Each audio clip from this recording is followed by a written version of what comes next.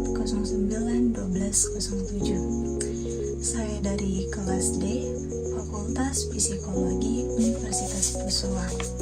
Di sini saya akan merefleksikan diri terkait kelebihan dan kelemahan saya dan cara saya mengoptimalkan kelebihan dan mengatasi kekurangan saya, dan juga rencana masa depan saya dan cara saya dalam menyusun langkah konkret dalam pencapaian rencana masa depan tersebut. Nah, yang pertama, kelebihan saya dan cara saya mengoptimalkan kelebihan saya. Pertama, mandiri. Cara saya mengoptimalkannya dengan mencoba untuk melakukan hal-hal sendiri. Seperti contohnya mencoba untuk menyelesaikan tugas sendiri sebelum meminta bantuan kepada orang lain. Yang kedua, bisa masak. Cara saya mengoptimalkannya lebih banyak mencoba hal-hal baru dan mencoba resep-resep baru. Yang ketiga, bisa bermain musik. Cara saya untuk mengoptimalkannya dengan mencari tutor-tutor yang ada di YouTube, di TikTok, dan mempelajarinya agar bisa lebih meningkatkan skill-skill yang dimiliki dan lebih banyak memperbanyak latihan. Yang keempat, disiplin. Cara saya mengoptimalkannya dengan membuat jadwal harian dan mematuhi rutinitas untuk mencapai suatu tujuan. Yang kelima, berempati. Cara saya mengoptimalkannya dengan berpartisipasi dalam suatu kegiatan sosial. Yang keenam, sopan. Cara saya mengoptimalkannya dengan perlakukan orang lain dengan baik dan hormat dimanapun mereka berada dan tidak membedakan mereka. Yang ketujuh, sabar. Cara saya mengoptimalkannya dengan menggunakan kesabaran untuk mengambil suatu keputusan yang bijak. Yang kedelapan, ramah. Cara saya mengoptimalkannya dengan menjaga hubungan baik dengan orang lain dengan bersikap terbuka dan sopan santun. Yang kesembilan, maaf. Cara saya mengoptimalkannya dengan melepaskan dendam dan fokus pada hal-hal yang lebih baik lagi dan melupakan suatu hal yang sudah lewat dan sudah diselesaikan. Yang ke-10, rendah hati. Cara saya mengoptimalkannya dengan akui kesalahan dan selalu siap belajar dari orang lain. Yang ke-11, bisa bermain badminton. Cara saya mengoptimalkannya dengan lebih rajin latihan dan mempelajari teknik bermain badminton yang benar. Berikut kelemahan saya dan cara saya mengatasi kelemahan tersebut. Yang pertama, susah bersosialisasi dengan lingkungan baru. Cara cara saya mengatasinya dengan menghilangkan persepsi bahwa lingkungan baru akan sulit untuk saya. Yang kedua, pemalu. Cara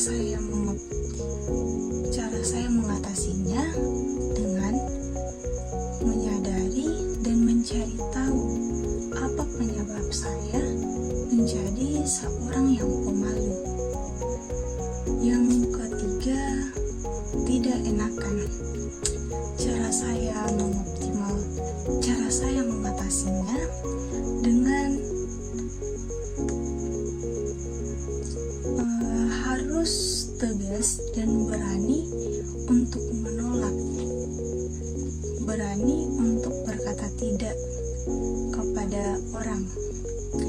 Yang keempat, pelupa. Cara saya mengatasinya dengan membuat sebuah catatan dan lebih banyak menghafal. Yang kelima, kurang percaya diri. Cara saya mengatasinya dengan berhenti membandingkan diri saya dengan orang lain dan berusaha untuk selalu berpikir positif terhadap suatu hal. Yang keenam, sulit konsentrasi. Cara saya mengatasinya dengan menghindari hal-hal yang sering mengganggu konsentrasi saya. Yang ketujuh, tidak pandai berbicara di depan umum. Cara saya mengatasinya lebih banyak melatih diri dalam public speaking. Yang kedelapan, selalu overthinking. Cara saya mengatasinya dengan mengalihkan fokus kepada suatu aktivitas lain yang membuat saya senang dan bisa bermanfaat bagi saya, agar saya tidak memikirkan suatu hal yang membuat saya overthinking. Yang kesembilan, takut mengambil risiko. Cara saya mengatasinya dengan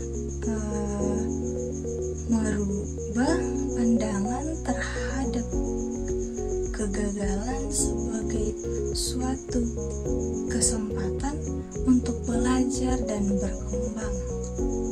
Dan yang ke-10, suka begadang.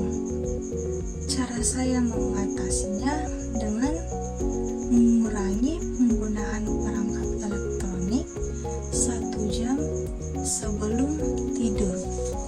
Dan yang ke-11, sulit membuka percakapan dengan orang baru.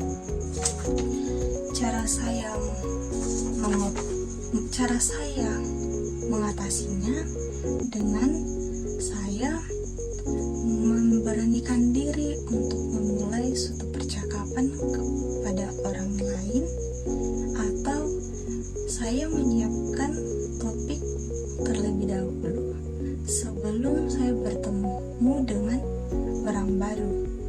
Dan yang ke-12, sering boros. Cara saya untuk mengatasinya dengan membuat sebuah catatan anggaran harian saya, anggaran harian dan anggaran mingguan. Nah, berikut rencana masa depan dan cara saya mencapai masa depan tersebut. Yang pertama, bisa selesai tepat waktu dengan IPK yang baik. Yang kedua, saya bisa aktif dalam suatu organisasi kampus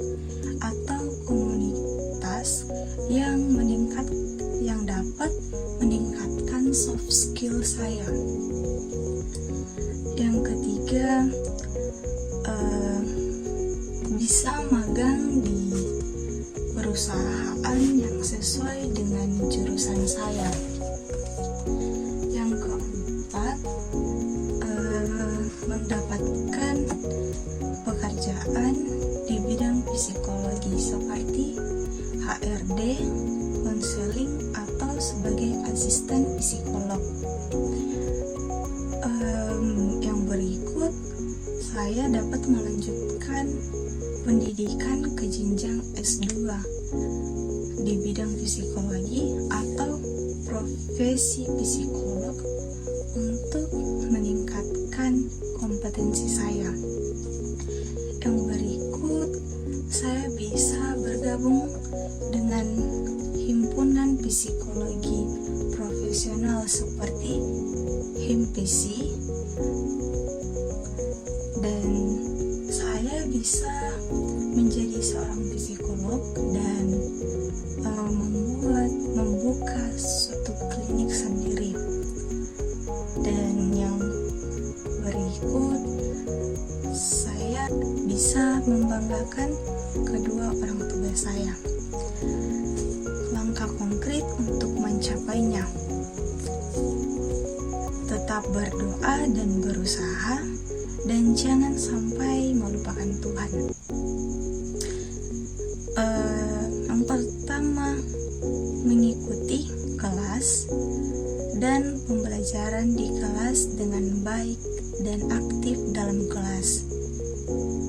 Yang kedua, menyusun jadwal belajar dan refleksi rutin untuk memastikan tujuan tercapai.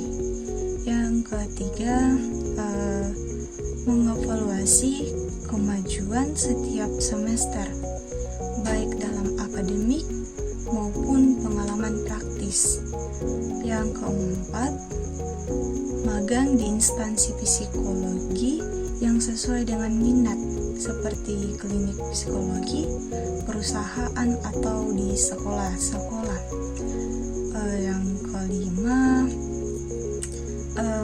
meningkatkan kemampuan komunikasi untuk konseling. Dan yang keenam, belajar menganalisis hasil tes psikologi dan cara menyusun laporan psikologi. Yang ketujuh, aktif di organisasi mahasiswa psikologi seperti HIMPISI, mahasiswa atau komunitas kesehatan mental lainnya. Yang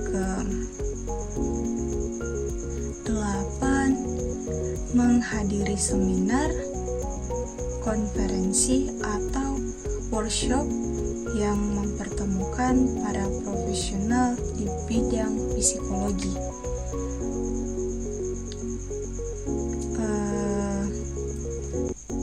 Yang ke-9, mengubah rencana jika ada perubahan minat atau peluang baru yang lebih relevan. Yang ke-10, mengikuti kegiatan program magang untuk mendapatkan gambaran dunia kerja dan meningkatkan portofolio. Yang terakhir, saya harus lebih rajin lagi belajar agar saya bisa mencapai setiap rencana-rencana masa depan saya. Baik, sekian yang dapat saya sampaikan. Kurang lebihnya mohon dimaafkan. Sekian dan terima kasih.